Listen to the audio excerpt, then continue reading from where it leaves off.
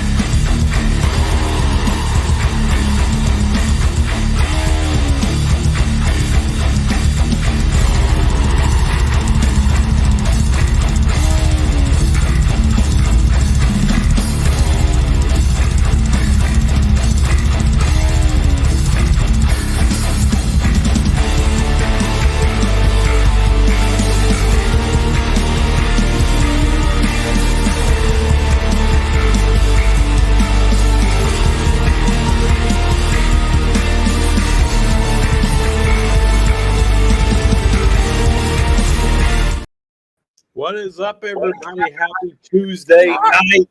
We have John here from Bone. What's up, man? Yeah. How you doing? All right. Getting festive for the wrong month.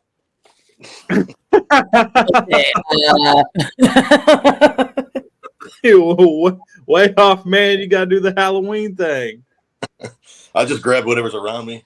That might have been sitting last year, man. I don't know. I hear you. So the way we do things on here is we kind of don't we have set lists, but we kind of play a game, and you can choose the number between 0 and 61, or we could just roll the dice, and you don't know what kind of question you're going to get. It could be something off topic. It could be band stuff. It could be fucking anything. You really just don't know. Pick a number between 0 and 61, or would you say 1 and 61? 1? I was just like, what the hell's 0? Or you could just have us roll the dice and you get random. I like feeling like I have some power over this, so I want to. You do. You have all the power. Oh man, I want to say 23. 23 it is. Let's see what 23 has us today. The answer is Vietnam. That's kind of funny. All right. Ideal filming spot for a video of yours. So if you can have an unlimited amount budget and go anywhere that you want, where would you take your band? Oh man, probably the beaches and ocean around Norway. Okay. Yeah, I've had this idea for our song called Hund. You mean to say what it's about and all that? I mean, I don't want to. Go ahead. Sure. Hey, this is about y'all, not about us. You go for it. Too much. But yeah, so yeah, our song Hund, and that's German for dog. It's about these sort of barbarians. They're Viking type guys, right? It's just generic. Okay. And they worship this dog as a good luck symbol, so much so that they paint the dog's image on the sails of their ship. And when they board the ship, they all throw their weapons down in front of the dog, and he bites all the handles of their axes and swords, all for good luck.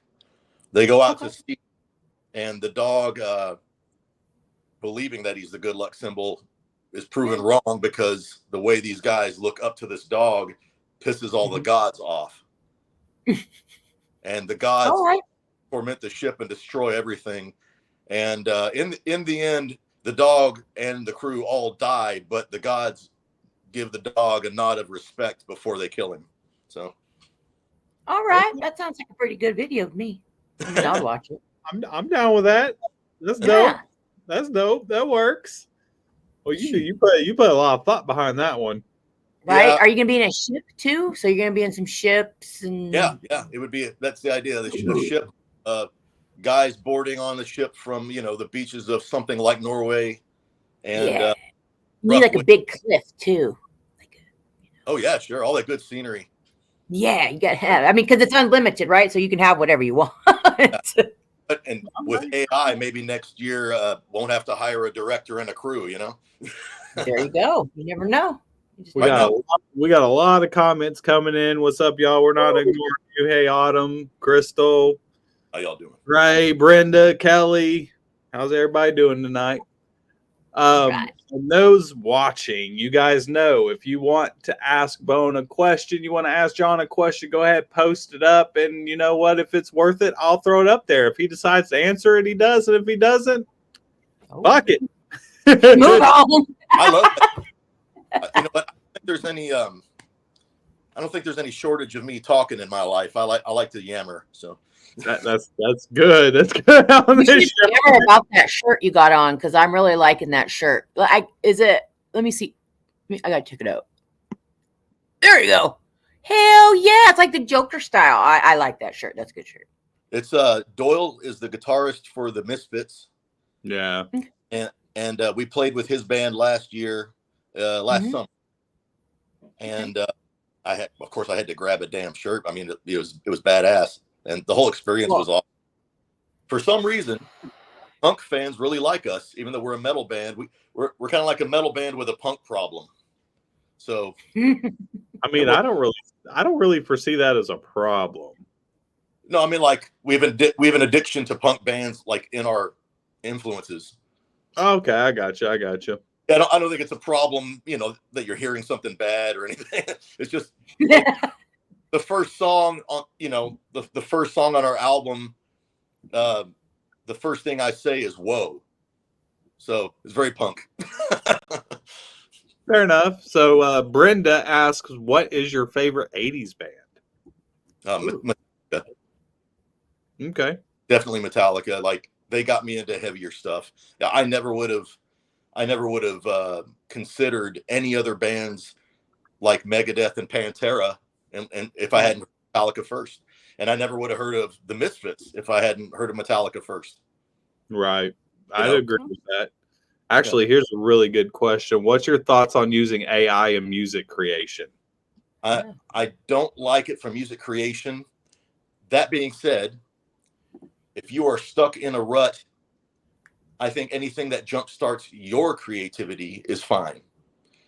Yeah. Like, if you hear the AI do something that could lead to you writing a song, I don't care. That's just the same as hearing someone else's song that gives you an idea for a song, right? Right. Yeah. You didn't write their song and you heard it. So I don't see the harm in that.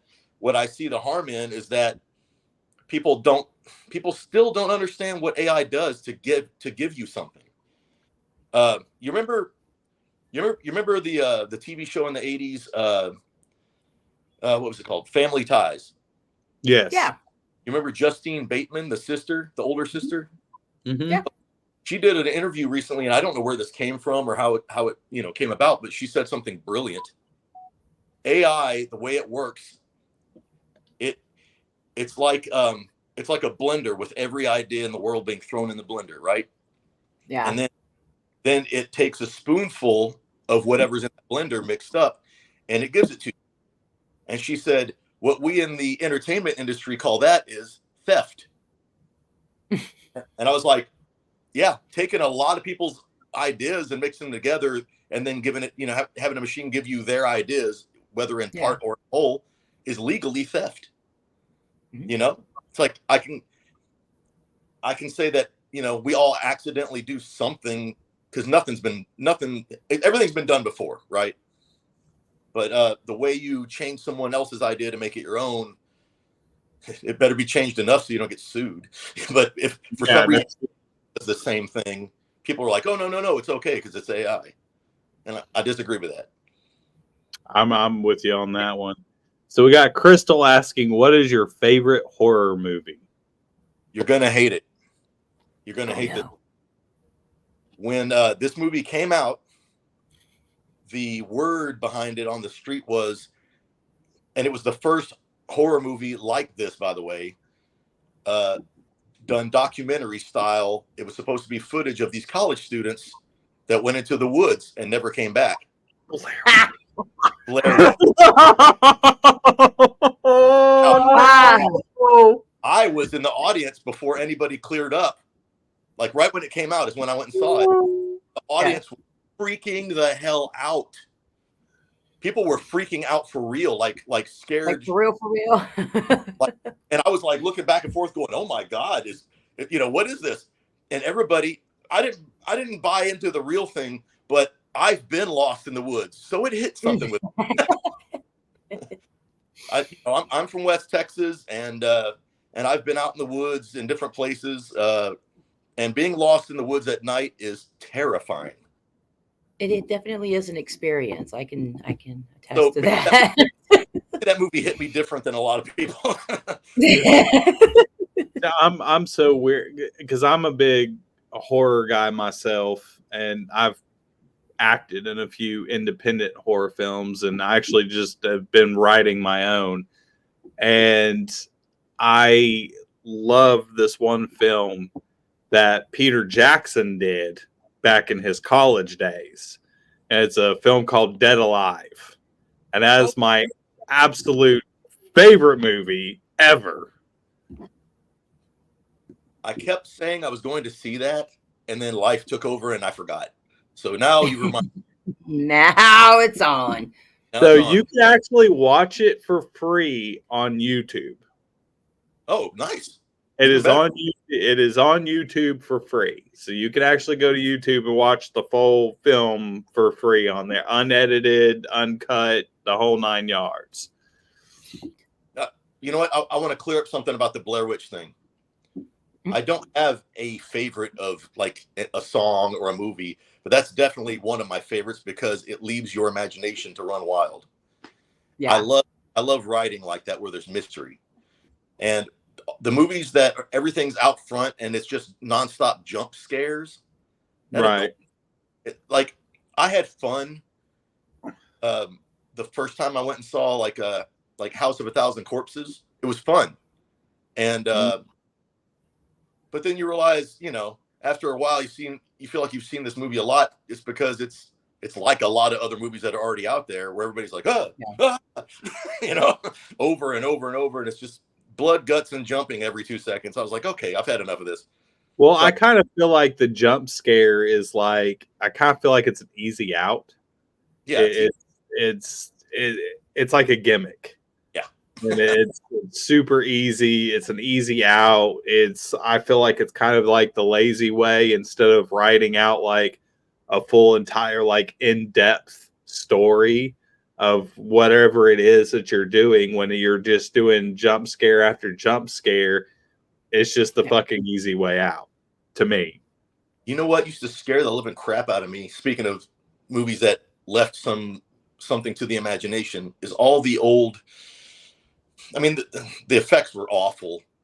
It was like nail polish, for blood or something. But all the old Christopher, good Lord, from Lord of the Rings, he played Saruman. Christopher Lee, all of his old movies. Yeah, Christopher Lee, gotcha. Yeah, like all the old 60s and 70s horror movies. I used to love that stuff because it was dark and they used just a dark room to scare you. And the reflection in people's eyes would just look terrifying. And there was a movie, good Lord, there was a movie with William Shatner. I think it was called Devil's Reign. Mm-hmm. That one used to get me, like I was, Ernest Borgnine was like Satan or something in that movie. And it was just... I grew up like on the trauma films. So I'm a big like horror comedy, like grotesquely disgusting and like horrific fucking jokes and shit like that. That was always my shit. Like I fucking love it. I still love it. But that was my big thing, which actually kind of leads into a question I'll throw in there because I always interject this one. If you could be locked in a house with any horror icon, who would it be and why? Now, keep in mind, do you want a chance of survival or do you want to die really fast? This might help you with your decision. Horror icon. Strategize. You got to strategize it though. Damn. Trapped in a house for how long? 24 hours. 24 hours. 24 hours. Well, It's like, Dave. I feel like if you didn't piss off Frankenstein's monster, he would just leave you alone. Kind of slow. Oh, hey, we haven't had that one before. That's a good one, actually. That's Seems like pretty smart. the old story. Everybody went and agitated him, and then he went crazy, right? Yeah. But I would just chill out in the corner and be like, "Look, if you're gonna, we know he leaves that little girl alone, right? So, Right. yeah. So I'll just be nice." I'll just shock him. He kind of had a I didn't think about that one, but like the one I threw out there was the leprechaun, and just give him the goddamn gold and fucking call it a day. That's a good point. I mean, Now, give the little man his shit and fucking let's roll out. I guess it's kind of iffy because we're assuming whoever is locked in the house with whatever monster or whatever knows something about them already, right? Mhm. So it's like if you're in a house that looks like a suave European and just happens to be Dracula, you know, if you know something about him, then you might have some garlic and some crosses handy. But you know, if you don't, you're gonna invite him in and he's gonna kill you, Right. or even worse, I would spend most of my time during the day in the light. Well, he said 24 hours. Yeah. I know. 24 Yeah. hours. Like Most of trapped- the time in the light. hours. So it's like, damn. We've actually our most the one that we've got the most answer on the same thing has been Chucky. Yeah, everybody's field goaling him. He's getting Wow. punted a couple 100 yards. That's a good point. You could probably just lock him in a closet and make sure you keep him in the damn closet, right? Well, see, my True. thing is he's pretty resourceful. Mhm. So if I was going to go with one of the dolls, I would actually go with Tiffany over him. I'm just saying, like He is she's pretty vicious. I mean, I'm just saying, like I think I would roll with Tiffany over fucking Chucky, but you know, teach their own. What about the blob?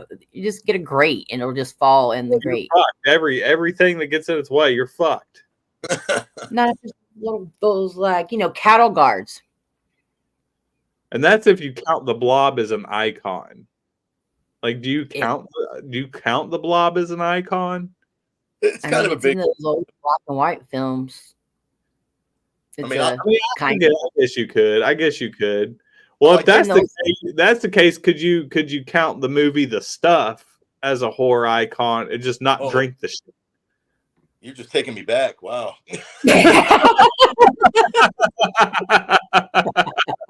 Good grief. How old am I? The stuff. It was a good movie. It's one of my favorite. I love that.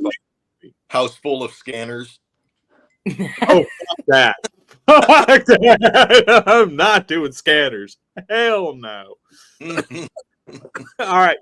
You want to roll the dice? You want to pick your next number? I'll pick another number. I like it. I will choose 44. 44. What is one animal that you would like to see in the wild? In the wild. Oh, man. You can ride an elephant. Well, I didn't know I'd get to experience riding them. I just thought you said see them. But, See him. well, damn. I'm sorry. If I see an animal, I'm probably going to want to ride it. Well, I don't think I'd want to ride a wolf. But Ooh. I would love to be out. I've thought about this for a long time. I'd love to be out Mhm.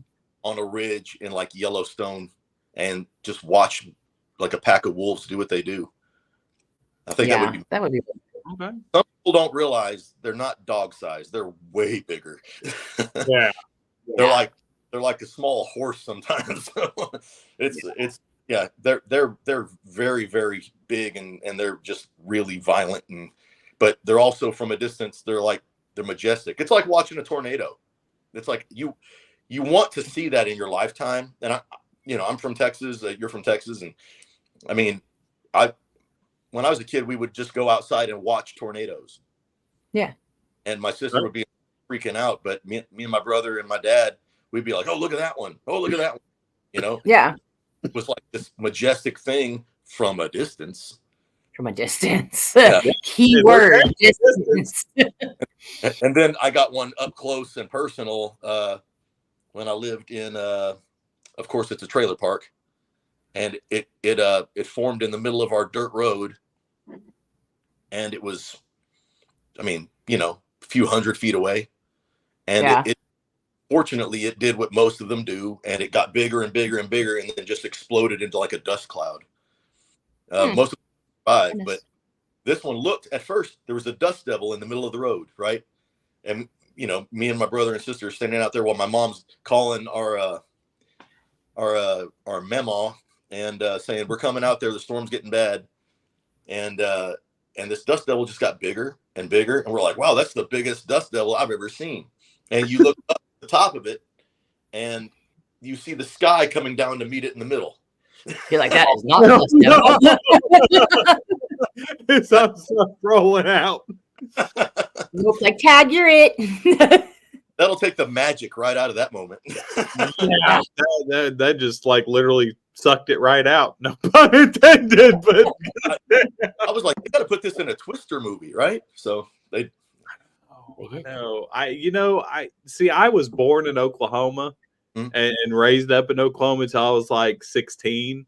So like I watched the very first movie Twister, and I knew where all it was done and filmed and all that shit.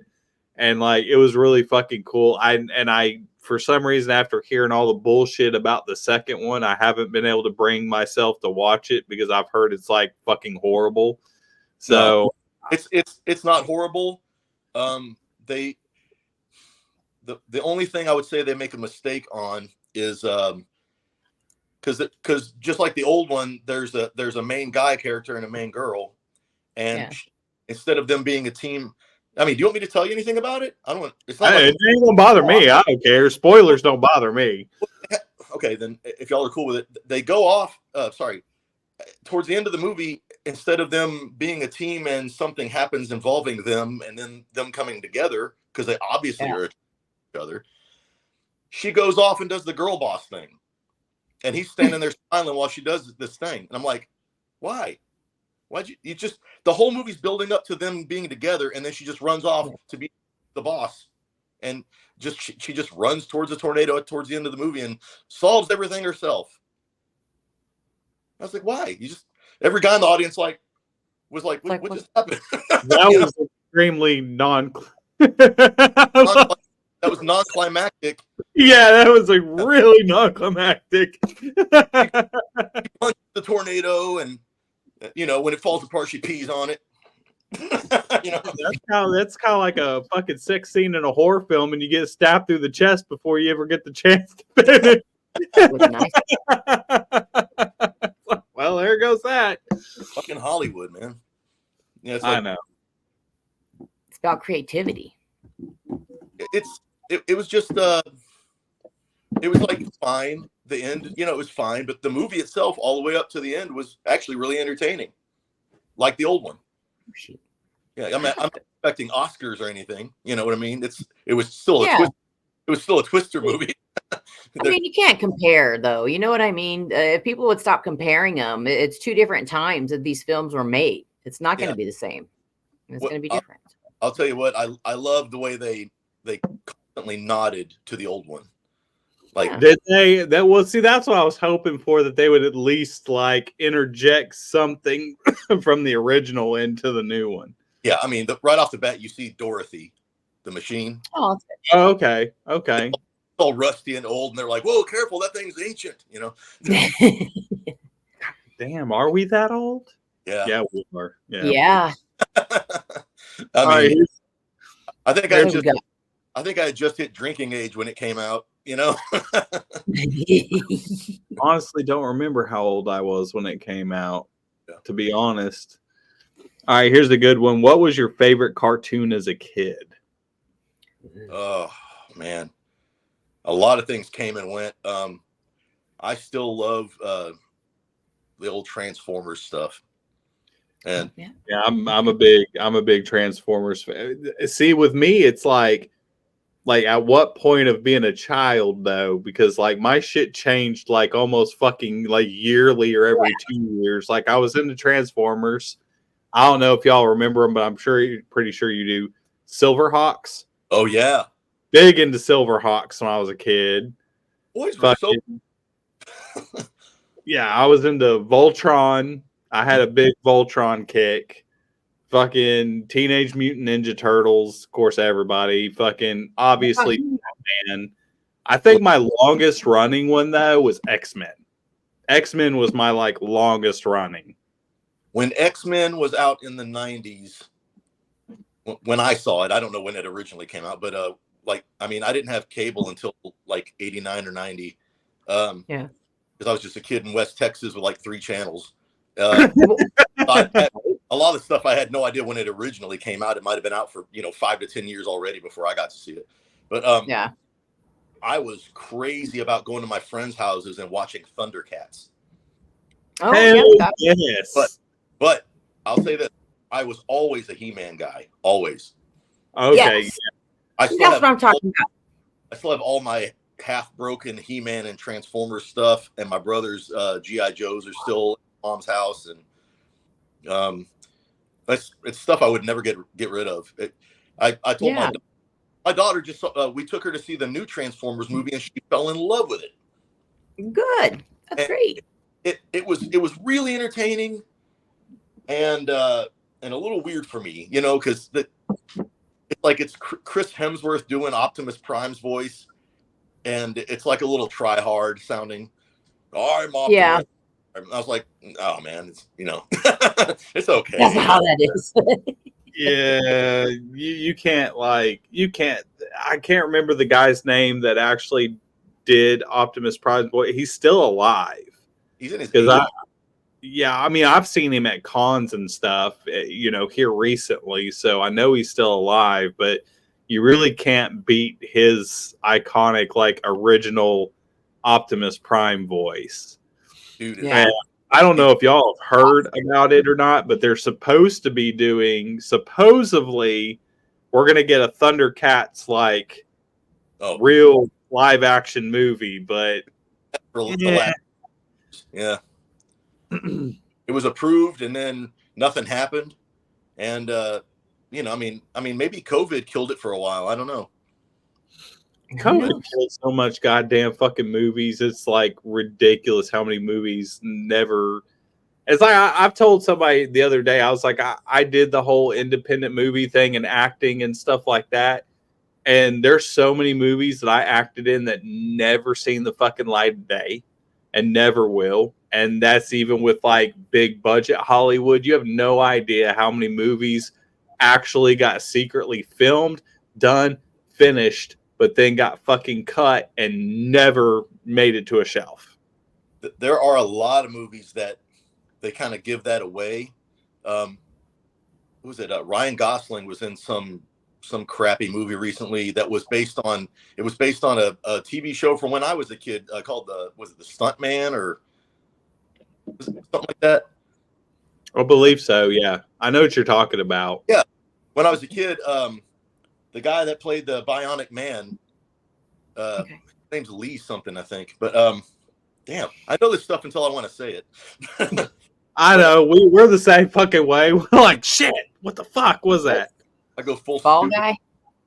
I want to say it, but yeah, there was a TV show of the same. It was the same story, and then Ryan Gosling and this British actress, they did this movie, and she's obviously had a lot of work done. She's in her 40s now, and he looked just like a normal guy. You could tell me he was 32, even though I think he's 40 something, or maybe early 40s. Yeah. Well, as soon as they were doing the press release I think they call it the junket, where they go out and do interviews Yeah. for the movie. He obviously had a lot of work done before the interviews. His face was all like the cheeks, those big apple cheeks that they do, and he had Botox forehead and around his eyes. I was like, and then somebody posted in the comments, they said, "Man, they finally got to they got Ryan. They got Ryan Gosling." It's like he looked weird, and he looked weird. So it's, in the movie he didn't look like that at all, but in the interviews he's all puffed up and obviously all Hollywooded up. God, I don't understand why they do that shit. Like, that's like fucking what's his name? Shit, fucking help me. He played Whiplash in Iron Man 2. Oh, yeah. I know exactly who you're talking about. He was in some like super famous movies too before all the work. Yeah, but god damn, that motherfucker looks like a fucking monstrosity now. The older you get, that stuff looks horrible. You start looking like the Crypt Keeper. Well, what happened is he started getting that work done before they were good at it. Yeah. Well, unless you're Cher. Look at Cher. She still looks good. She's like fucking 70 something or in her 80s. Yeah, she's in her 80s, and I think she's in her 80s or approaching it. But, unless she's a vampire, which I'm kind of leaning towards the fact that Cher's a vampire. I don't know about y'all, but I'm leaning that way. I'll say this: the stuff that those people are into. There we go, Jimmy. Mickey Rourke. That's it. He got famous all over again when Sin City came out. Yeah, he did. But yes, you couldn't see what his face really looked like because all the makeup. Yeah, he looks like shit. You remember that? Yeah. Like a big Frankenstein. Yeah, he's great for a fucking horror monster at this point. Yeah. You don't even need to put prosthetics on. He's already done. I bet you, even though that dude's, he's probably 60-something, 70-something years old, I bet he could kick my ass. Yeah. Yeah. All right, you wanna roll the dice? You wanna pick a number? Let's roll the dice. Right. The dice it goes. I'll roll the dice. 21.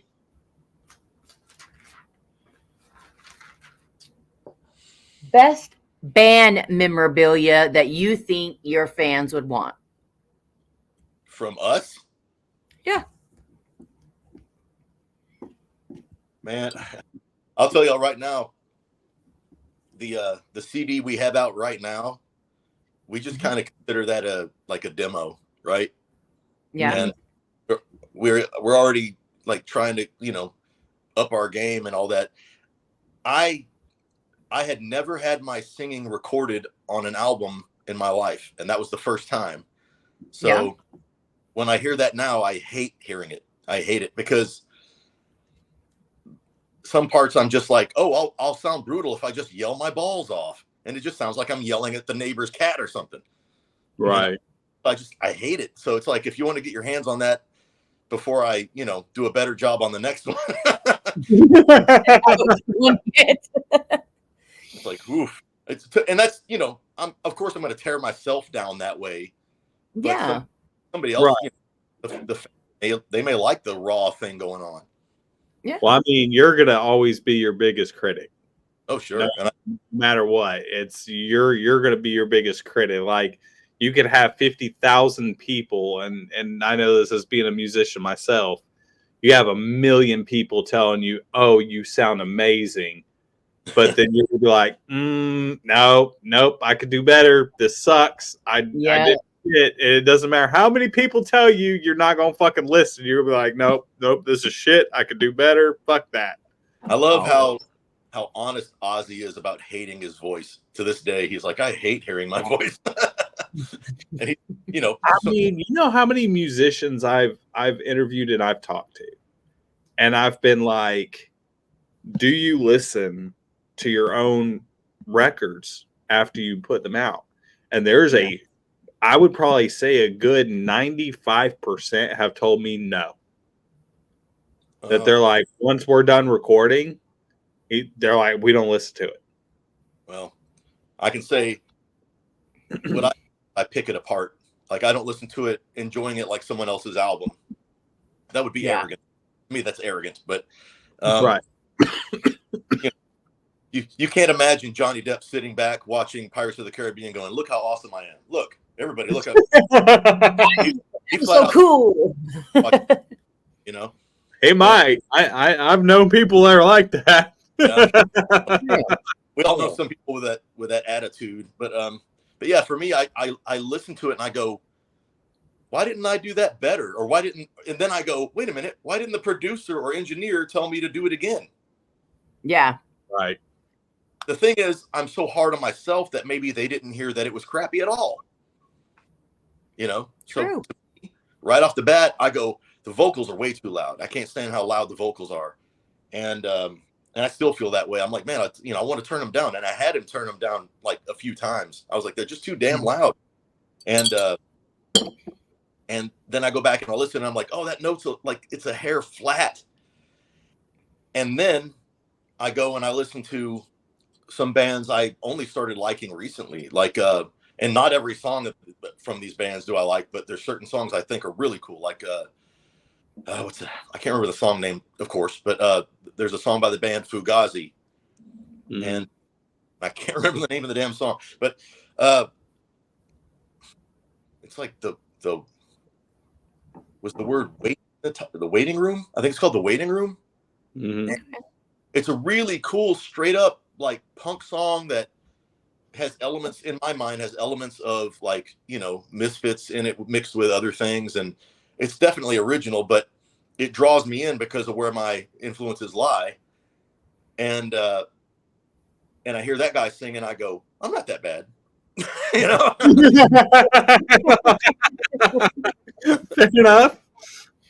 And the thing is, that singer's made a lot of, I mean, if he's been smart, he's made a lot of money, because I think they turned down every label deal ever. I think that was their big, that they never wanted to be signed. So any money they're making off of the streaming, I don't even know if they're a band anymore. I became a fan recently of that stuff, and I was like, if they didn't do the label thing, then all the money's in their pocket. Yeah. Right. So if you don't, people don't know that crap. It's like, if you go with a label, it's because of the potential connections. That's it. You're not going because you make $1 million. You may never see a dime, but when you go and play a show, you can make your living off of that. But selling your music through a label, the big deals back in like the 90s and early 2000s, Everclear had set a record for making like a nickel per album. And wow, that was crazy to break it down like that, a nickel. Well, it's just like I tell musicians all the time, especially younger musicians who are just getting into it and they're really young. Yeah. It's nowadays there's really no room for record labels, because at the end of the day, you're probably going to get fucked. And it's going to be like prison fucked with no lube. So much stuff. Because here's the way it is, like, you're taking a loan, and you're going to have to pay that loan back with interest. And you can guarantee that interest is going to be astronomical. So the only money that you're going to make off of that is, you better hope that whatever money they fronted you spent it well, and you were smart about how you spent it, and you're going to do well in tours, because the only money you're going to make is off of tours and merch. That's it. The money off of your streaming and album sales, you're fucked. That's all going to go to them. I read an article this morning. One of the girls from Butcher Babies, she quit. Yeah, I didn't call Harvey. I didn't realize she's marrying the drummer from Anthrax, Charlie Benante. Yeah, and Pantera. Yeah, and I didn't realize that. And she's set up. She doesn't have to worry about sandwich money anymore, But Babies are known, and they're much more known than my band. And she says that if they aren't on the road 12 months a year, that they can't make enough to live off of. Mm-hmm. That's her work. And I was like, man, that's sad. And I'm not gonna name drop. I have old bandmates that are in very known signed bands now, Yeah. and one of them told me to my face when he was on tour with some other bigger bands like Machine Head and stuff. He told me to my face that he's lucky if in a good year he can pull 40 grand. And I'm like, but everybody knows your band. Everybody knows who you are. And he said, yeah, but he's not married. He has no kids. He decided to stay that way. And if he did have a wife and a kid and a home to pay for, because I mean, imagine for money, it just goes home to his parents or something when he comes back from tour. But he'd be screwed, man. And especially if he lives in a very expensive part of the country. 40 grand, that's nothing where he lives. No. Yeah. I mean, if you're living in the deep South, you know, in a rural area, that's not bad. That's really not bad at all. You can have a house and a couple of cars with that out in the, you know, the country. But if you live in one of the cities, like in Austin or Lord forbid, you know, New York City or LA or something, no way. Oh yeah.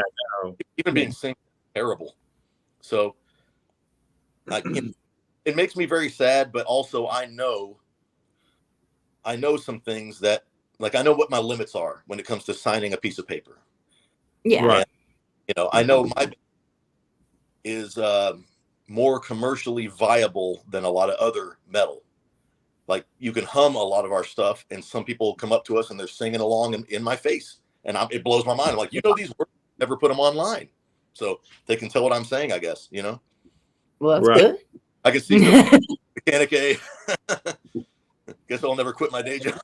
Well, but I didn't. Yeah. I mean, yeah, no, don't quit your day job. Trust me. It's like I've got a day job. I work for a fucking radio station, and I do a lot of shit. I can't quit nothing. you know what? Nope. You know what? I pay the bills. I am a medical courier, so I deliver. I deliver. Sometimes it's blood and piss, and sometimes it's people's frozen embryos. You know. Yeah. So sometimes You it's never not. know. It's who I'm delivering. True. Yeah. You never know. Never know, man. It's like, and I like the flexibility in what I do because I'm an independent contractor. So if I want to go play a show, I tell them I can't work that day. Yeah. Well, that's Right. good. At least be flexible with it. And if they don't like it, I'll go work for someone else. That's the way that works, you know. That's not bad. That's not bad. I mean, I have a day job that there's some flexibility and stuff like that, which is nice, you know, with what I do during the day. But then the radio, working for the radio station, takes up a good portion of my time. And music to me is just a hobby that if I make some money off of it, great. If I don't, it's whatever. I just put it out there, and it is what it is. That's just how it is.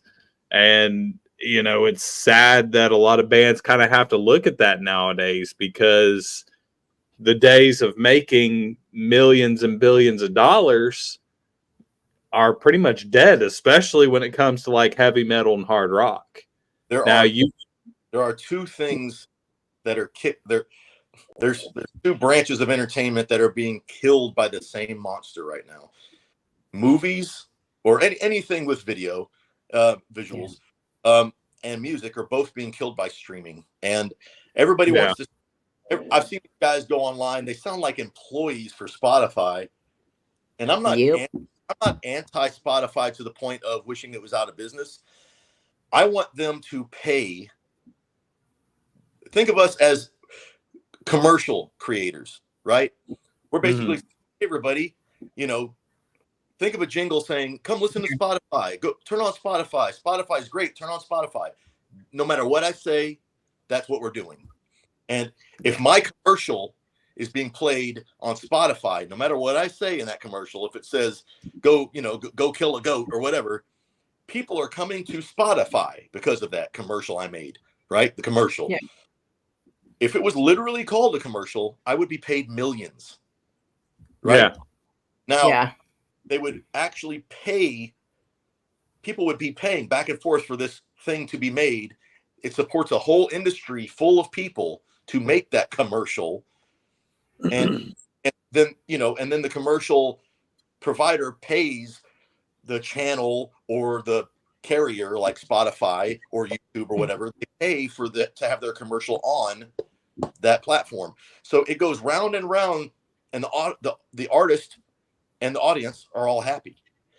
But Spotify figured out this way to convince all of us like dummies that they can pay 0.000014 cents every time someone plays your whole commercial. And then you're like, I'm not making enough off of this to pay for the recording of this. Yeah. So what do I have to do to make money? I have to go and sell the physical copies at shows and hope they sell. I have to go and make a bunch of shirts to sell at shows. I have to make sure I watch all the costs to get to that show to sell that product. And in the end, I'm very lucky if I come out on top. And we do very well selling merch because we have some cool merch. And you know, man, it's not that way for everybody. Some people got great songs, terrible merch. You know, maybe we got great merch and we're a half-ass band. I don't know. But I mean, it's sad that streaming stuff is killing everything. And no matter what I say, someone pops up to say, well, no, actually, and then they give you fake math. Yeah. Mm-hmm. So what I tell them is, as an artist with no backing, you cannot buy food with the money from Spotify and YouTube and CD Baby and whatever. I'm just saying all these things, right? Yeah. Until you have some promotion that you pay for. It's like more money out of pocket. It's like this big circle of me spending money to hope to get at least, you know, to break even. Yeah, it's the whole pay to play concept. Really. And I can tell you right now, my old band who had like basically nothing for followers online, we toured the country and we were on MTV and had you know, a lot of radio play back then. There weren't any serious online radio providers back then. And it's like we made more money without any of the Spotify type things involved. We just made more money back then. And we would come be like, oh, look how many $100 we made in profit after paying for the U-Haul trailer and the gas and the food. And it was like really cool to the first tour you go out, you're in debt. The next one or the next one after that, you break even and you're like, that's amazing. The next one after that, you make a little profit. And if you stay on that course, it only goes up as long as your product is worth a damn. Yeah. Yeah. This day and age, my band I'm in now is a bazillion times better than my old band. And we're struggling to get by. And we sell a lot of stuff. I was like, this is, you know, we all know we got grown up stuff going on. We all know we have income from our jobs. And so out of our own pockets, we put money into the band, and any profit we get from the sales of the products we buy, we just put it back into the band. We don't take any of it for ourselves. Right. Yeah. We just all more merch. And we just gave up on getting that money back. But now we're making more and we're getting more at shows to play. I mean, right. And we're just starting to see that happen. I'm not going to say numbers because that would be rude, but we're just starting. I mean, in the last year, our value at some shows has gone up like 500%, and that really warmed my heart. But it also, that's a big increase. But what happens is it's still not enough for me to quit my job. Not yet, because it's so. I don't want to say it's you're counting pennies, but you kind of are. You need to act like you are forever. You need to pick those, and if you can survive off of, you know, they used to call it the loser's lunch, bologna on hand, right? If you can survive off of that, and you have the willpower to get by on something like that, well, the first thing I'm going to say to you is, well, it's keto. You know, think of it that way. You know, you're not wrong. We're all gonna be nice and slim. Yeah, we'll be tired all the time, but you know, but you're not wrong. But the thing is, you're gonna look up and have a lot more money after the tour. As long Right. and also look, when you go out there and you make friends, there's a lot of people, they love your music and they want to give you free food. And that's golly, oh man, that just makes you feel like you made it right there when someone loves you enough to give you a sandwich. The only thing better than that is when they love to give you a lot of booze. I'll take Like, that. I know you're already and tired and you just got off stage, but you want some whiskey? Let me think. Oh yeah. It's like, no, I don't at all. Oh, this is interesting. Exactly. So now that we're towards the end, where do you guys like to talk to your fans? Where can they get your music at? And if you have merch available online, where can they get that merch at? We have all the links for everything at boneatx.com. No spaces or dots or anything on our name on the website. It's just boneatx, as in Austin, Texas.com. Okay. And all the links there.